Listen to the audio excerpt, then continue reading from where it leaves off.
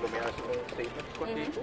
Na holandês, então depois Domino contesta a pergunta. Nós vamos manter a posição de não doen een commentario. Om 1:30 zo net heeft de rechter uitspraak gedaan in de strafzaak tegen meneer Tromp en hem integraal vrijgesproken van hetgeen te last is gelegd. In een uitgewerkt vonnis van 32 pagina's is uitgebreid ingegaan op hetgeen de verdediging, meneer Niels van der Laan in Amsterdam en mijzelf naar voren hebben gebracht. En de rechter is tot de conclusie gekomen dat meneer Tromp op geen moment opzet had om valse aangifte in te dienen wat betreft de loonbelasting. Inkomstenbelasting, pardon. Daarmee is in ieder geval in deze fase een einde gekomen aan een langdurige vervolging.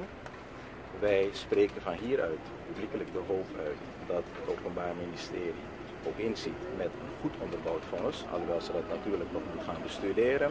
Ik moet dat zelf ook nog gaan bestuderen, maar 32 pagina's goed onderbouwd volgens mij als ik het zo hoor, met betrekking tot een integrale vrijspraak. Dat zal ik hierbij laten. Die hoop spreek ik hier publiekelijk uit. Dat lijkt me ook geïndiceerd gezien de reputatieschade die al toegebracht is aan meneer Tromp. Namens hem spreek ik ook publiekelijk uit zijn dank aan iedereen die hem op welke wijze ook ondersteund heeft door gebeden, door WhatsApp-berichten, telefoontjes of anderszins zich uitspreken ten gunste van hem en de goede afloop van de strafzaak.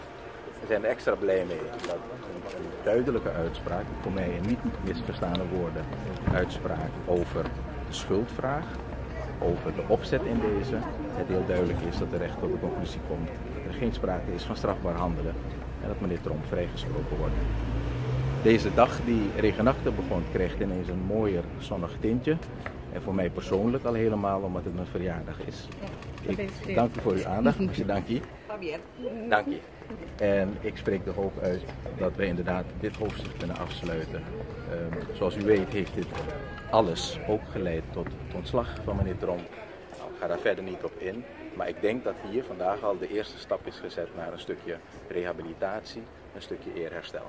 Dank je.